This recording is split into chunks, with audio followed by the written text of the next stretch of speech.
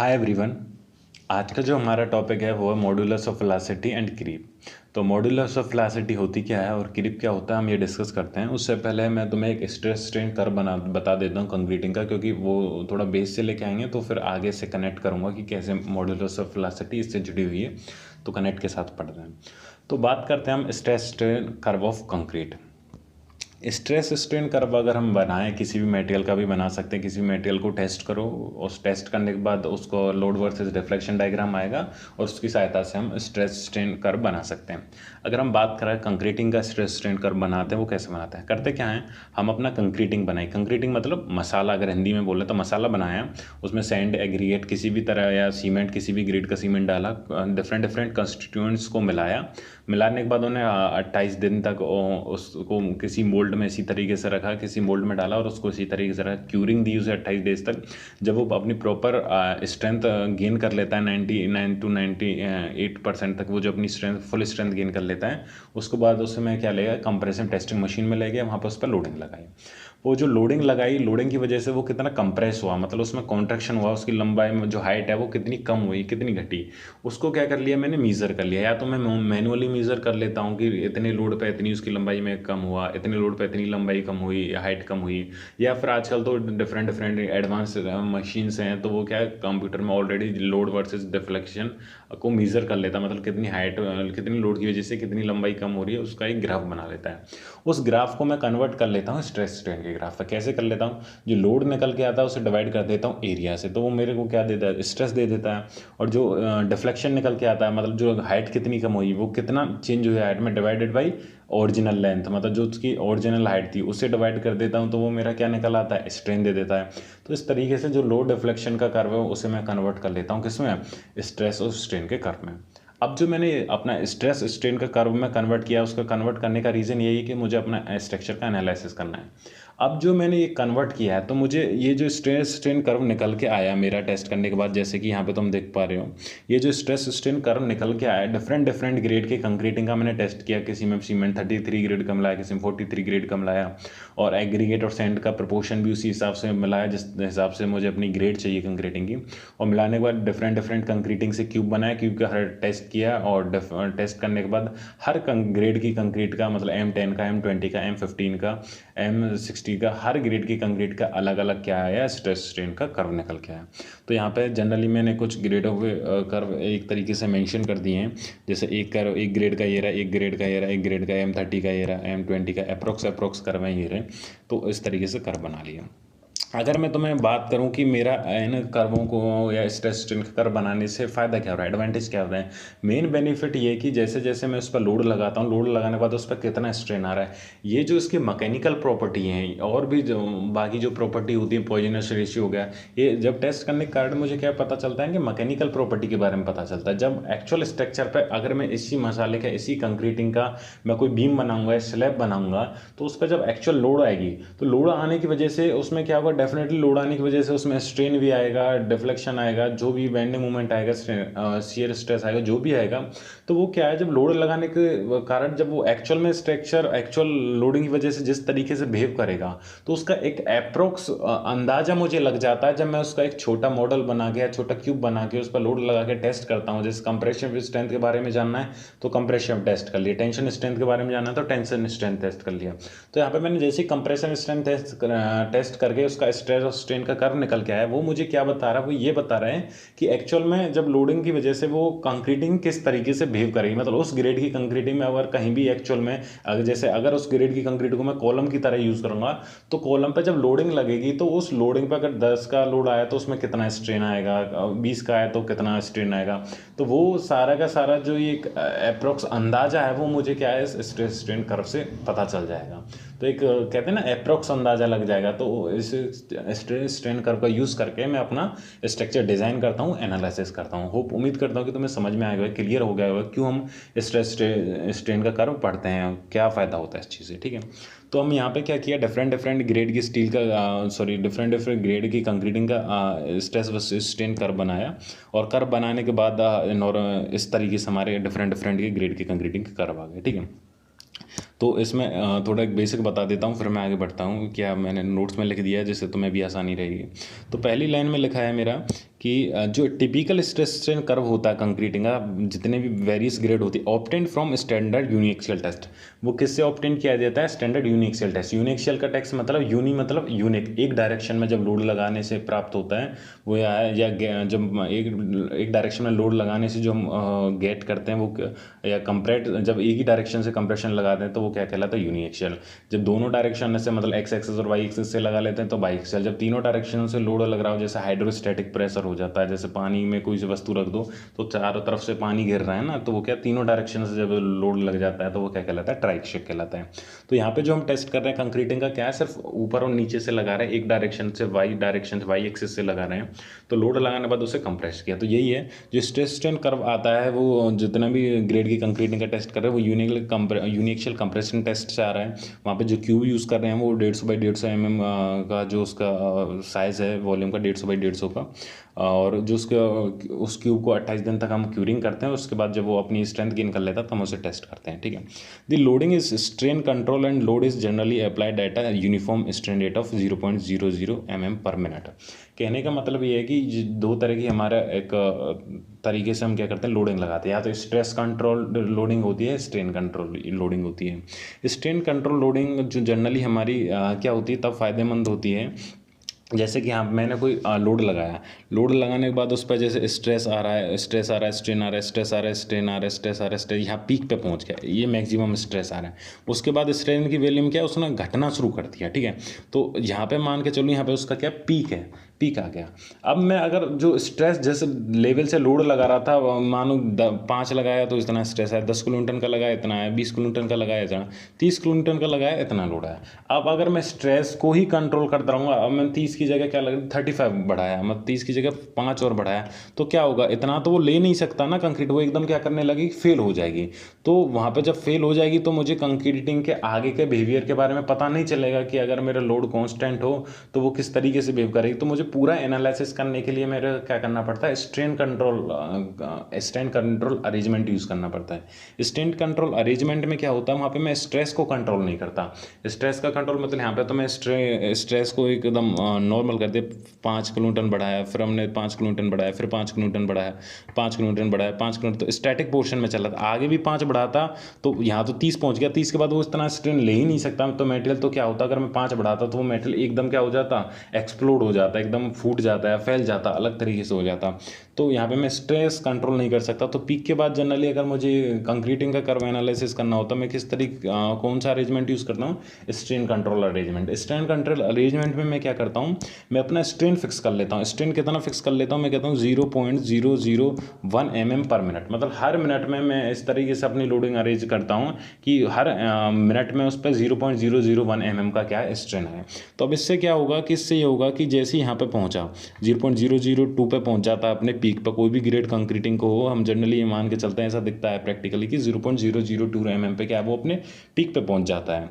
तो उसके बाद 0.0021, 0.0022 हर मिनट पे एक 0.001 बढ़ता रहेगा। तो वो जिस हर इतना जो mm बढ़ रहा है वो कितनी लोडिंग पे बढ़ रहा है, उस लोडिंग में डिवाइडेड बाय एरिया से मैं क्या निकालूंगा, स्ट्रेस निकालूंगा। तो जो स्ट्रेस निकल के आएगा तो वो क्या होता है, कम निकल के आता है। तो वो जो कम निकल के आता है वो क्या दिखाता है, वो एक्चुअल बिहेवियर दिखाता है। तो अगर मुझे पूरा बिहेवियर ट्रेस करना है पीक पॉइंट के बाद, तो मुझे क्या है, स्ट्रेन कंट्रोल अरेंजमेंट का यूज़ करके ही करना पड़ेगा। तो इसके ऊपर मैं अलग से वीडियो बना दूंगा एक, क्योंकि स्ट्रेन कंट्रोल मेजरमेंट किस तरीके से, डिवाइस को भी दिखा दूंगा किस तरीके से वो पूरी प्रोसेस होती है वो भी दिखा दूंगा। तो बस अभी इतना समझो कि स्ट्रेन कंट्रोल डिवाइस किस तरीके से वर्क करती है, ठीक है। तो ये हमारा टिपिकल स्ट्रेस स्ट्रेन करवा जाता है जो डिफरेंट ग्रेड की कंक्रीटिंग को यूज़ करके हम बनाते हैं, ठीक है। अब इसकी कुछ बेसिक्स इसकी प्रॉपर्टीज़ हैं इस कर्व की, वो मैं बता देता हूँ। जैसे कि यहाँ पे कर्व में तुम क्या देख पा रहे हो कि पहला पॉइंट है कि the curve somewhat linear in the very initial face of loading. जो स्टार्टिंग होता है वो कर्व कैसा होता है, लीनियर होता है। लीनियर कहने का मतलब है जो स्ट्रेस होता है प्रोपोर्शनल होता है स्ट्रेन के, दोनों सेम रेशियो से क्या करते हैं, बढ़ते हैं। तो इस सेम टू सेम जैसे माइल्ड स्टील का होता है stress directly proportional to strain, जो हुक्स लॉ होता है, सेम टू सेम बहुत ही इनिशियल जो स्टार्टिंग का पोर्शन होता है वो कैसा होता है, इनिशियली लीनियर होता है, ठीक है।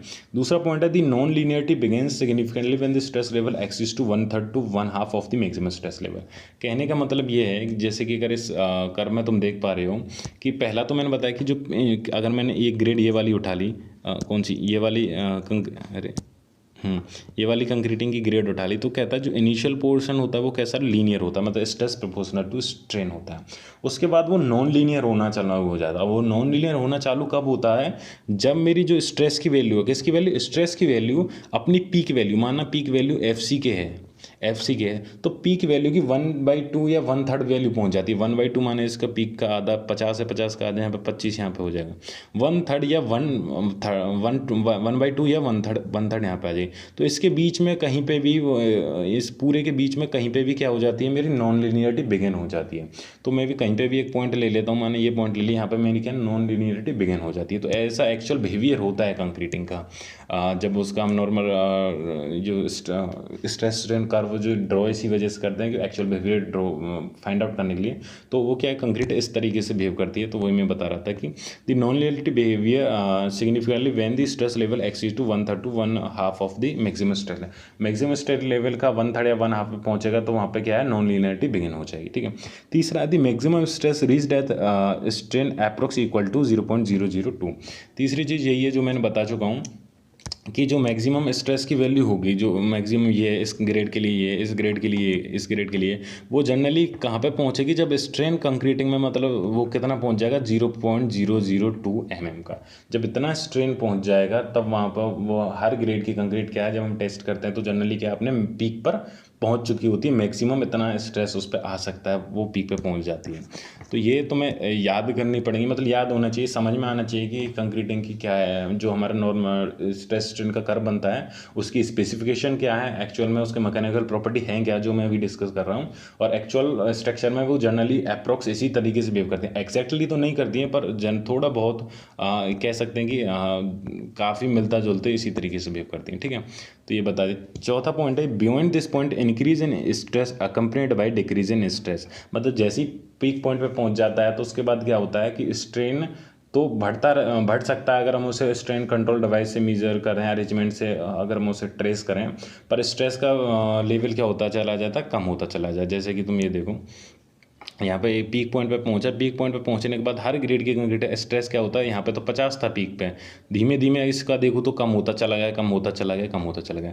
इस ग्रेड का भी देखूँ तो धीमे धीमे क्या कम होता जा रहा। तो पीक पॉइंट के बाद हर ग्रेड की कंक्रीटिंग का क्या है, जो स्ट्रेस है वो डिक्रीज होता जा रहा है और स्ट्रेन मेरा क्या करता जा रहा है, इंक्रीज करता जा रहा है। ये जो बिहेवियर है मैंने एनालिसिस कैसे किया, स्ट्रेन कंट्रोल अरेंजमेंट से एनालिसिस किया, ट्रेस किया। ठीक है, तो क्या चीज़ है वो स्ट्रेन कंट्रोल को हम फर्दर डिस्कस करेंगे, वो फिर अपने आप में एक लंबा टॉपिक हो जाएगा, इतना नहीं पढ़ते हैं। ठीक है, तो अगला पॉइंट पढ़ते हैं कि this usual strain at failure is in range of 0.003 to 0.005। मतलब जो हम कहते हैं कि जनरली जो फेलियर होता है, अगर हम सारी कंक्रीटिंग की ग्रेड के बारे में बात करें तो जनरली वो किसके बीच में होता है, 0.003 से लेकर 0.005 तक। मतलब कोई ये यहाँ पे फेल हो रही है, कोई यहीं पे फेल हो जाएगी, कोई इसी बीच में फेल हो जाएगी, कोई। तो जनरली जो देखा गया है वो क्या है, जो सारी ग्रेड है कंक्रीटिंग है वो जनरली 0.003 से लेकर 0.00, यहाँ पर मैंने लिखा नहीं है तो यहाँ पॉइंट पर लाइन बढ़ा के लिख सकते हो, 0.005 के बीच में जो स्ट्रेन आता है उसके बीच में क्या हो जाती हैं, फेल हो जाती हैं। तो ये है, तो प्रॉपर्टी याद होनी चाहिए, तो डिस्कस हो जाता है, समझ में भी आ जाएंगे तो ज़्यादा अच्छा है। ठीक है, आगे बढ़ते हैं। When the stress level reach 70 to 90% of maximum internal crack are initiated. कहने का मतलब ये है कि जब मेरा स्ट्रेस लेवल अगर जैसे मेरा मैक्सिमम स्ट्रेस अगर इस ग्रेड की कंक्रीट की बात करूँ यहाँ पे है, इसका यहाँ पे, इसका यहाँ पे, हर किसी का यहाँ पे पीक पॉइंट है। जब मैक्सिमम स्ट्रेस जितना एफसी की, अगर मैं एफसी की बात करूं, जब मेरा लोड लगा रहा हूं, स्ट्रेस जब अपने मैक्सिमम का 70 to 90% पहुंच जाता, मान के यहाँ चलूँ 80% पहुंच गया, 80% जैसे ही पहुंचा तो वहाँ पे क्या हो जाता है, क्रैक इनिशिएट हो जाता है। क्या है, क्रैक स्टार्ट हो जाते हैं, मतलब क्रैकिंग स्टार्ट हो जाती है, एक थोड़ा सा एक क्रैक का पोर्शन स्टार्ट हो जाता है, धीमे धीमे पीक तक पहुँचता है तो कुछ क्रैक बढ़ जाता है, कुछ क्रैक की मात्रा बढ़ती चली जाती है। तो ये पॉइंट रिमेंबर रखना है कि जो crack initiate 70 to 90% off peak strength जैसे ही पहुंचता है तो वहाँ पे क्रैक इनिशिएट हो जाते हैं, मतलब स्टार्ट हो जाते हैं। उसी की वजह से क्या होता है, जनरली हमें ये एसोसिएट करके चलते हैं, जो आगे इस पीक पॉइंट के बाद जो स्ट्रेस वो नहीं ले पा रहा है उसका रीज़न यही मान के चलते हैं कि ऑलरेडी वहाँ पर क्रैक इनिशिएट हो चुके होते हैं जब वो अपनी पीक का 70 to 80% पे हो जाता है। तो पीक पर आते आते काफ़ी स्ट्रेस मतलब क्रैक डेवलप हो जाते हैं, तो उसकी स्ट्रेस स्ट्रेस बियरिंग कैपेसिटी क्या घट जाती है। ऐसा हम मान के चलते हैं, पर ऐसा कोई अप्रोक्स थ्योरी कोई प्रूवेबल नहीं है, कोई डेरिवेशन से कुछ प्रूव नहीं हुआ है। तो एक एज द एजप्शन की तरह ले सकते हैं कि इस तरीके से हम एसोसिएट करते हैं जनरली, ठीक है। तो वहाँ पे क्रीक इनिशिएट हो जाते हैं। क्रैक कहाँ होता है, जो एग्रीगेट और पेस्ट होता है ना सीमेंट का, उसके इंटरफेस पे, मतलब उस जहाँ से वो जुड़े होते हैं उसी जगह से क्या हमारे क्रैक इनिशिएट हो जाते हैं। तो ये पॉइंट था, इंपॉर्टेंट पॉइंट था, बता दिए हैं। आगे बढ़ते हैं, एक सेकेंड रुको, किस तरह से। अगला पॉइंट है कि the post peak stress strain curve trace only strain control application of the load is properly achievable. मतलब पोस्ट पीक, मतलब पीक पे पहुंचने के बाद अगर आगे का हमें स्ट्रेस स्ट्रेन कर्व को एनालिसिस करना है तो वो कब कर सकते हैं, अगर हम स्ट्रेस कंट्रोल अरेंजमेंट का यूज़ करें तभी कर सकते हैं। वरना उसको अगर वैसे यूज़ करेंगे कि इस तरीके से लोडिंग लगाएंगे, स्ट्रेस कंट्रोल लोडिंग लगाएंगे, तो एकदम क्या है, झटके से टूट जाएगा, एब्रप्ट हो जाएगा। तो वो पूरा कंक्रीट क्यूब एकदम फट जाता है ना, एकदम टूट जाएगा अगर लोडिंग स्ट्रेस जितना उस पर पहुंचा उससे ज़्यादा लगाएंगे, ठीक है। अगले पॉइंट में भी यही मेंशन है, otherwise the concrete is fair abruptly sometimes explosive. अगर स्ट्रेन कंट्रोल तो विजन नहीं करेंगे, जैसा स्ट्रेस लोड लगाते जा रहे थे, बढ़ाते जा रहे थे, ऐसे ही बढ़ाते चलेंगे तो क्या है, एकदम भट्ट टूट जाएगी, एकदम ब्लास्ट हो जाएगी। तो उसका आगे का हम मैकेनिकल प्रॉपर्टी या किस तरीके से बिहेव करेगा वो एनालिसिस नहीं कर पाएंगे, ठीक है। तो इस वजह से अगर एनालिसिस करना है तो स्ट्रेन कंट्रोल अरेंजमेंट के साथ करना है, ठीक है। और अगला आखिरी पॉइंट ये है, immediate after the maximum stress reached, this phenomenon not clearly understood but associated with extensive microcracking in mortar। वही है, मतलब मैंने जो बताया कि यहाँ से जो पीक पॉइंट के बाद जो स्ट्रेस कम हो रहा है, ये जो पीक पॉइंट के बाद वो स्ट्रेस कम हो रहा है, वो कम होने का रीज़न यही है कि वहाँ पे जो स्ट्रेस होता है अपने पीक के 70 to 80% लेवल पे पहुँच जाता है, क्रैक इनिशिएट हो जाते हैं। तो पीक पे आते आते काफ़ी क्रैक हो जाते हैं, जिसके कारण क्या है, स्ट्रेस बियरिंग कैपेसिटी कम हो जाती है। तो उस वजह से वहाँ पे स्ट्रेस घटता चले जाता है। इस तरीके से हम एसोसिएट करते हैं कि स्ट्रेस कम क्यों रहता है, पर परफेक्ट थ्योरी है नहीं इसके लिए। तो ये कुछ प्रॉपर्टी थी जो मैं एक बार स्पीड में डिस्कस कर देता हूँ, जिससे तुम्हें क्लियर हो जाएंगे, ठीक है। स्पीड में अगर डिस्कस करूँ तो कुछ इस तरीके से हैं। पहला है कि पहले मुझे प्रॉपर्टी क्या पता चली, जो कंक्रीट का इनिशियल जो पोर्शन होगा वो लीनियर होगा, स्ट्रेस प्रोपोर्शनल टू स्ट्रेन होगा। उसके बाद जो नॉन लीनियरिटी होगी, मतलब जो कर्व होगा, जो कर्व पोर्शन होगा वो कब शुरू होगा, जब जो स्ट्रेस लेवल मैक्सिमम का 1/3 या 1/2 पर पहुंच जाएगा, तो वहाँ पे क्या नॉन लीनियरिटी शुरू हो जाएगी। तीसरा, जब स्ट्रेस अपने पीक पे पहुंच जाएगा तो उस टाइम किसी भी ग्रेड का कंक्रीट का जो स्ट्रेन होगा उस पर 0.002 होगा। और जो कंक्रीट फेल होगी आखिर में, जो फ्रैक्चर होगा वो कब होगा, जब स्ट्रेन लेवल 0.003 से लेकर 0.005 के बीच में हुआ, ठीक है।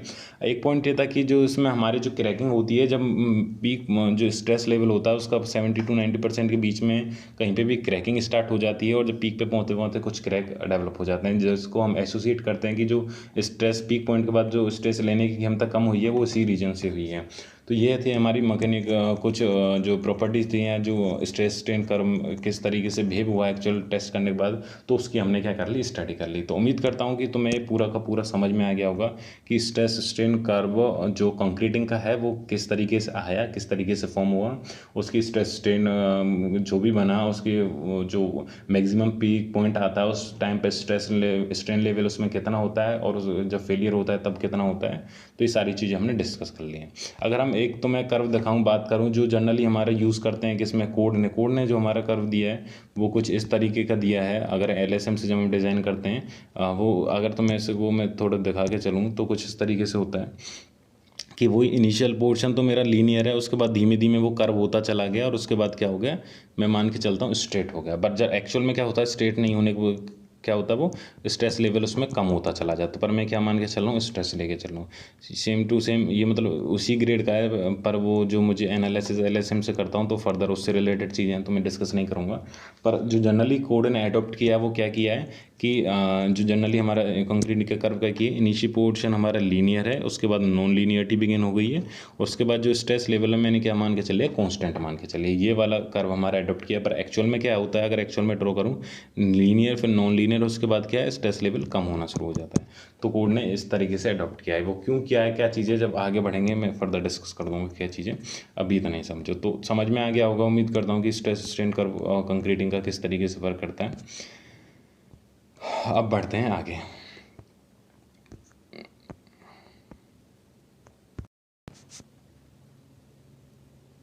अब देखो,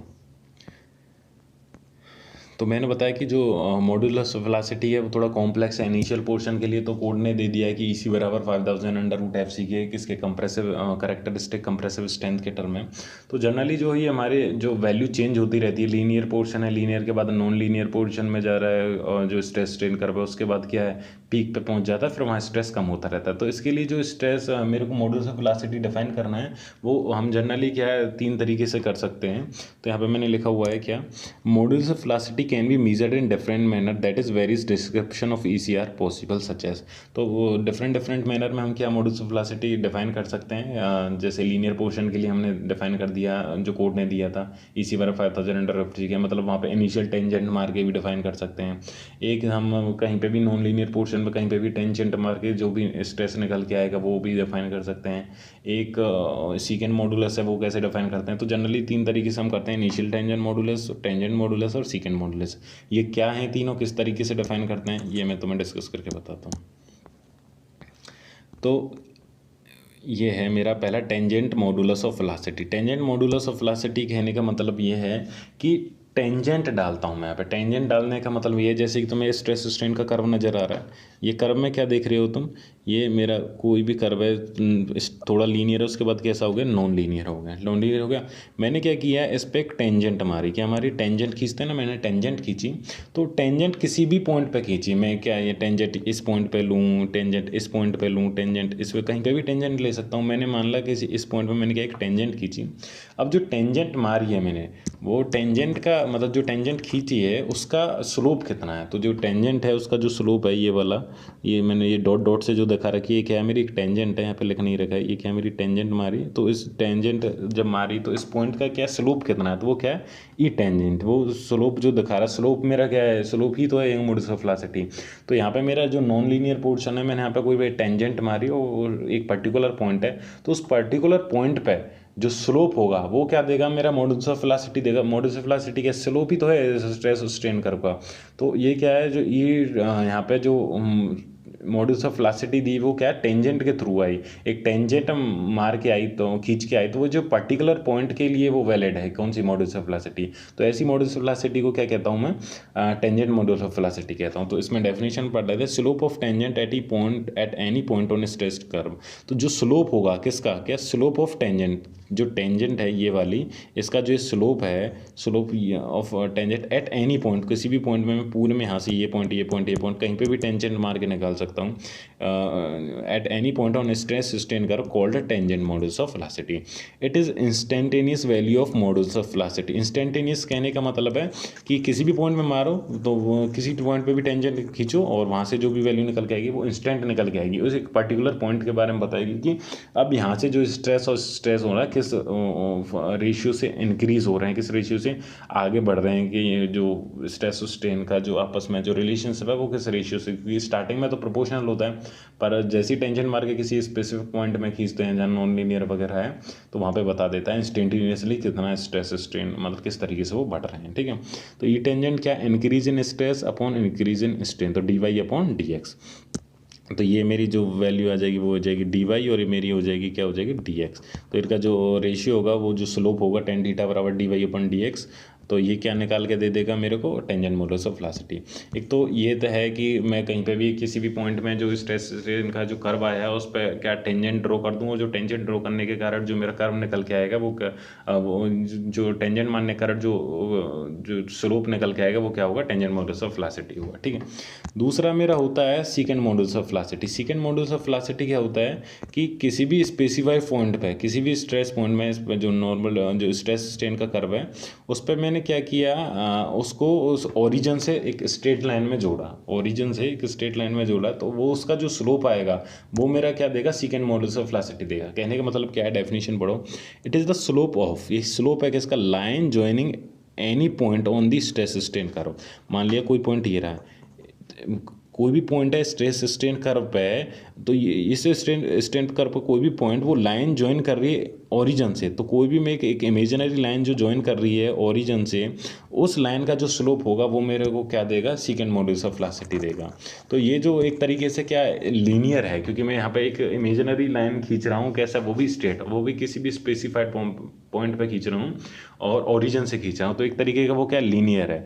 तो लीनियर मतलब एकदम प्रोपोर्शनल फॉर्म में ही है, एक तरीके से इमेज कर रहा हूँ। तो उसका जो स्लोप होगा, तो इस लाइन का जो स्लोप होगा, जो डॉटेड लाइन है, इस डॉटेड लाइन का जो स्लोप होगा वो क्या होगा, ई स्केंट होगा, मतलब total stress upon total strain.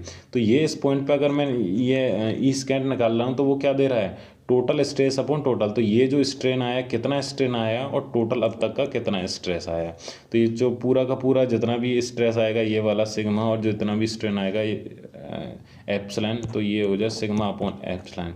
ये क्या देगा, मेरा सेकंड मॉडुलस देगा। तो एक तरीके से ये एकदम पर्टिकुलर ये तो नहीं है कि एकदम एक्चुअल शेप है, पर एक इमेजिनरी लाइन खींची जो स्ट्रेट है, स्ट्रेट है तो मतलब एक लीनियर फॉर्म में कंसीडर कर सकते हैं। तो इस तरीके का जो भी स्लोप निकल के आएगा वो क्या देगा, सेकंड मॉडुलस ऑफ वेलोसिटी देगा। ठीक है, इसको हम स्टैटिक मॉडुलस ऑफ इलास्टिसिटी भी कहते हैं। क्यों? क्योंकि due to continuous stress applied on concrete in static manner. यहाँ पे क्या है, हम कंटिन्यूस में यहाँ पे स्टार्टिंग में जब एक बार लोड लगा दिया, वो लोड लगाया रखा, धीमे धीमे वो लोड बढ़ रहा है, तो एक स्टैटिक मैनर में, मतलब ये नहीं कि चेंज हुआ घटा बढ़ा, तो उसके बाद जो एक स्टैटिक मैनर में लगने के कारण जो ये जो स्लोप निकल के आया है, ये जो स्टैटिक मैनर में लगने के कारण जो स्लोप निकल के आया है वो क्या दे रहा है, ई स्केंट दे रहा है मॉडुलस। तो इसका जो स्लोप होगा वो क्या देगा, इस स्केंट मॉडुलस ऑफ वेलोसिटी निकाल के देगा। तो ये दो हैं, सेकंड मॉडुलस ऑफ वेलोसिटी और पहला है हमारा कौन सा, टेंजेंट मॉडुलस ऑफ वेलोसिटी।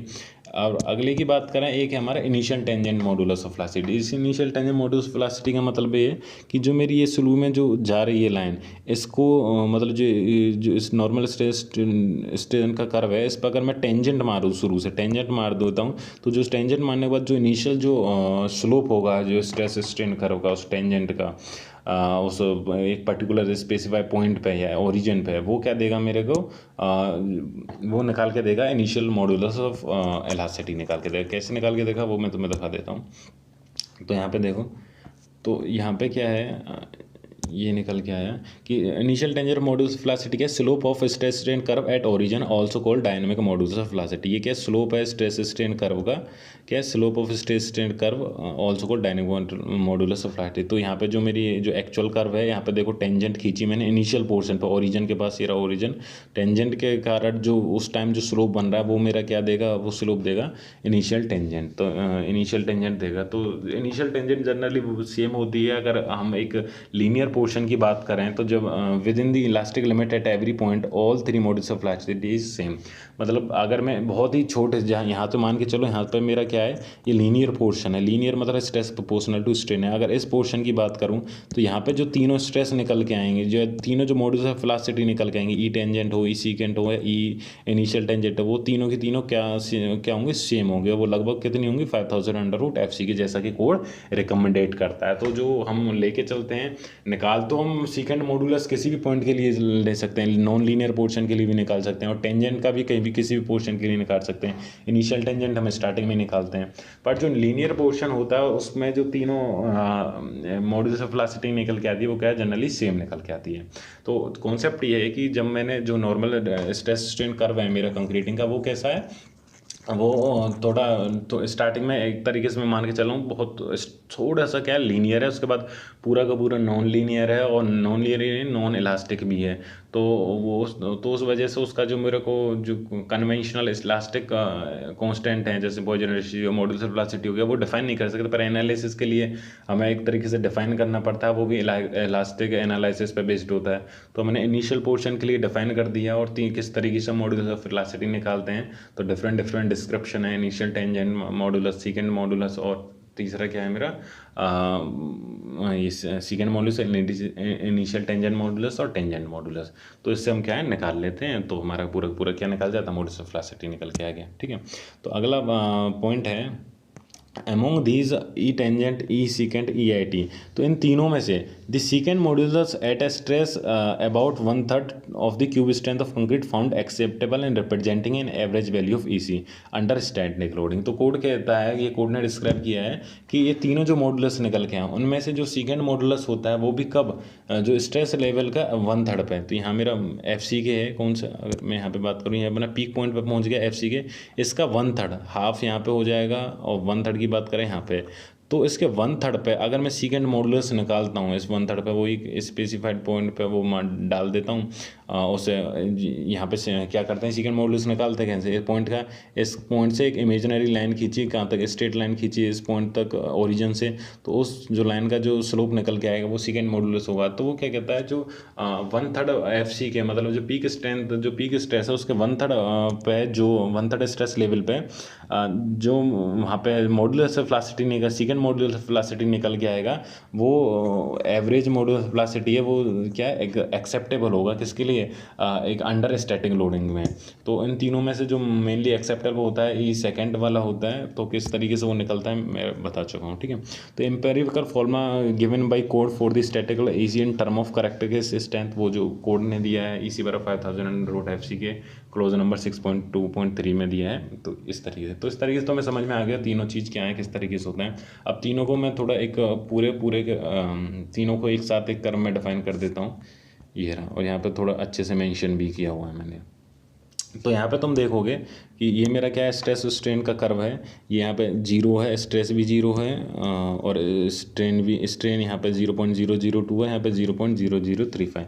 ये मेरा जो कर्व है एक तरीके से कोड द्वारा एक्सेप्टेबल है, कोड ने ये डिफाइन किया है। जब लिमिट स्टेट पढ़ोगे तो उसमें तुम्हें डिफाइन करूँगा और अच्छे से। तो वहाँ पे क्या किया है, कोड क्या क्या चलता है, जो कंक्रीट है मेरी वो 0.0035 पे पूरी फेल हो जाती है, फ्रैक्चर हो जाती है। एक्चुअल जो कंक्रीट का कर्व होता है कुछ इस तरीके से होता है, स्ट्रेट लाइन होती है, फिर थोड़ा थोड़ा कर्व होता चला जाता है, और धीमे धीमे स्ट्रेस लेवल कम होता चला जाता है। पर जो कोड ने एक्सेप्ट किया, कोड ने कौन सा लेके चाहिए, मैं कलर चेंज कर रहा हूँ, कोड ने लेके चाहिए, जो कोड ने एक्सेप्ट किया वो क्या किया है, वो ये किया कि ठीक है स्टार्टिंग में स्ट्रेट है, उसके बाद लीनियर है, और उसके बाद वो क्या कहते हैं उस पर स्ट्रेस कांस्टेंट है, वो क्या चलता है, स्ट्रेस एकदम कांस्टेंट है। अब ये जो कोड ने एक्सेप्ट किया है उसका रीज़न ये है कि कोड हमेशा क्या सेफर साइड रखने की सोचता है, तो इस वजह से उस साइड रखने से, स्ट्रेस को कांस्टेंट रखने से एक सेफर साइड मिल जाएगी। वो क्या है, क्यों है, किस वजह से, जब हम स्टेट मेथड डिस्कस करेंगे तो उसके बारे में मैं बताऊँगा, क्योंकि हमने कांस्टेंट क्यों लेके चला है और किस वजह से। तो उधर थोड़ा एक अलग डिस्कशन करेंगे, अभी इतना ज़्यादा हो जाएगा इसी में तो ज़्यादा अच्छा नहीं है, तो उसको तब डिस्कस करते हैं। तो कोड एक रिकमेंडेड करता है, जो ऑरेंज कलर में लाइन जा रही है ये वाला कोड ने रिकमेंडेड किया है इस स्ट्रेस स्ट्रेन कर्व किसका, कंक्रीटिंग का। एक्चुअल कर्व जो ये वाली लाइनिंग में कौन सा कलर है, पर्पल कलर में है, ये मेरा क्या है, एक्चुअल कर्व है, ठीक है। वापस पर्पल कलर पे आ जाते हैं, तो ये एक्चुअल कंक्रीटिंग का कर्व यही वाला है, ठीक है। इनको मिटा देता हूँ। तो मैंने बताया था कि ये जो स्ट्रेस स्ट्रेन कर्व है वो वेरी कर रहा है डिफरेंटली, क्योंकि कंक्रीटिंग अलग अलग है, लीनियर में अलग है, पहुँच जाती है, नॉन लीनियर है, और फिर पीक पे पहुँच जाती है। मैंने 3 उस पर मॉडल्स ऑफ वेलोसिटी डिफाइन किए थे। तो पहला था मेरा टेंजेंट। तो मैंने यहाँ मान को ये पॉइंट लिया, इस पॉइंट पे मैंने क्या किया, एक टेंजेंट खींची, टेंजेंट खींचने के बाद मैंने यहाँ पे क्या निकाला, modulus tangent modulus of velocity निकाला। तो कैसे निकला, dx dy, तो ई टेंजेंट कैसे निकल गया, dy/dx करके निकाल लिया, ये एक पर्टिकुलर पॉइंट पे निकाल लिया। ये सेकेंड कैसे निकालना है, ई सेकेंड निकालने का तरीका मैंने बताया था वही, कि किसी भी पर्टिकुलर पॉइंट पे जहाँ पे निकालना है वहाँ से एक इमेजिनरी लाइन खींचो ओरिजिन तक। तो ये मेरे, अगर इसी पॉइंट पे मुझे निकालना है तो यहाँ से मैंने एक ओरिजिनल इमेजिनरी लाइन खींची डॉट डॉट से ओरिजिन तक, तो उसका जो स्लोप होगा वो क्या होगा, सेकेंड मॉडुलस ऑफ वेलोसिटी होगा। तो उसका स्लोप क्या देगा, सेकेंड मॉडुलस ऑफ वेलोसिटी देगा। कैसे, ये रहा, ई सी बराबर 5000 के आसपास होता है अंडर रूट एफ सी के, ई सी बराबर ई एस, सेकेंड मॉडुलस होता है। तो सेकेंड मॉडुलस क्या है, total stress upon total strain को ये आई एस कोड ने सजेस्ट किया, और ये किस लेवल पे दिया है, at a stress level 1 to 1/3 of max, मतलब एफ सी के जो मैक्सिमम स्ट्रेस लेवल होता है उसका 1/3 पोर्शन पे जो स्ट्रेस निकल के आता है वो सेकेंड मॉडुलस एक रिप्रेजेंटेटिव होता है, एक्सेप्टेबल होता है, ठीक है। तो ये मैंने वैसे डिस्कस कर चुका हूँ, ये तीनों चीज़ एक साथ अगर मैं ले ली तो बता रहा हूँ। और बाकी इनिशियल टेंजेंट मॉडुलस क्या है, जो स्टार्टिंग से जो मेरा कर्व आया है या जो ग्राफ प्लॉट हो रहा है, ये स्टार्टिंग से ये जा रहा, इस पर मैंने क्या किया, एक टेंजेंट मारी है dot dot dot dot dot ये वाली। तो ये जो टेंजेंट है इसका जो स्लोप होगा वो क्या होगा, initial tangent modulus find out करके देगा। तो ओवरऑल अगर मैं फाइनली इसको क्लोज करूँ इस डिस्कशन को, तो कहने का मतलब ये है कि जो मॉडुलस ऑफ वेलोसिटी क्या होती है, स्लोप होता है। इतना तुम सबको क्लियर हो गया, क्या होता है, स्लोप होता है। स्लोप किस स्लोप जो होता है, स्लोप होता है, क्लियर है। दूसरा कि कंक्रीट मेरी नॉन लीनियर है, नॉन इलास्टिक है, तो उसका young modulus of velocity define करना पॉसिबल ही नहीं है। पर फिर भी मुझे स्ट्रक्चर एनालिसिस करना है, तो उस पर्पज से मेरे को एक अप्रोक्स में डिफाइन कर देता हूँ इसका मॉडुलस ऑफ वेलोसिटी। और वो जो मॉडुलस ऑफ वेलोसिटी डिफाइन करता हूँ वो जनरली डिस्क्राइब करता हूँ उन्हें तीन चार तरीके से, जैसे कि modulus of velocity, initial tangent modulus, एक टेंजेंट मॉडुलस और सेकेंड मॉडुलस। तो डिफरेंट तरीके हैं कि किस तरीके से मैं मॉडुलस ऑफ वेलोसिटी निकाल सकता हूँ कंक्रीटिंग का। पर जो इन तीनों में चारों में जो सबसे जो एक्सेप्टेबल है, एक तो कोड ने दिया है, रिकमेंडेड किया है, एक वैल्यू दी है 5000 अंडर रूट एफ सी के, वो भी इन तीनों के हिसाब से अपने सेफ्टी के पर्पज से डिफाइन किए। पर जो इन तीनों में सीकेंट और इनिशियल टेंजेंट और टेंजेंट मॉडुलस में जो एक प्रिफरेबल है, मतलब जो एक्सेप्टेबल है, वो कौन सी, सीकेंट मॉडुलस। और वो भी किस पॉइंट पे, जब स्ट्रेस लेवल के 1/3 पॉइंट पे अगर हम सीकेंट मॉडुलस निकाल रहे हैं, वहाँ से एक पॉइंट जहाँ स्ट्रेस लेवल 1/3 हो जाए मैक्सिमम स्ट्रेस का, उस पॉइंट पर अगर मैं इमेजिनरी लाइन खींचूँ ओरिजिन से, तो वहाँ पर जो स्ट्रेस निकल के आएगा, वो स्ट्रेस वो जो मॉडुलस वेलोसिटी निकल के आएगा वो एक्सेप्टेबल होगा, और वो एकदम प्रैक्टिकल कंडीशन को सेटिस्फाई करता हुआ होगा। तो इस तरीके से ये है, तीनों में सबसे ज़्यादा एक्सेप्टेबल सेकंड मॉडुलस है। तो कोड ने भी हमें एक रिकमेंडेड किया है। और अगर लीनियर पोर्शन की इलास्टिक रेंज की बात करें, तो तीनों के तीनों क्या होते हैं, सेम होते हैं, इनिशियल टेंजेंट मॉडुलस ऑफ ये सेकंड मॉडुलस ऑफ वेलोसिटी या टेंजेंट मॉडुलस ऑफ वेलोसिटी। तो ये है मॉडुलस ऑफ वेलोसिटी। उम्मीद करता हूँ तुम लोगों को समझ में आ गया है। तो तुम्हें कुछ रटना नहीं है, बस इतना समझो कि होती क्या चीज़ें क्या नहीं होती है, ठीक है। अब आगे बढ़ते हैं।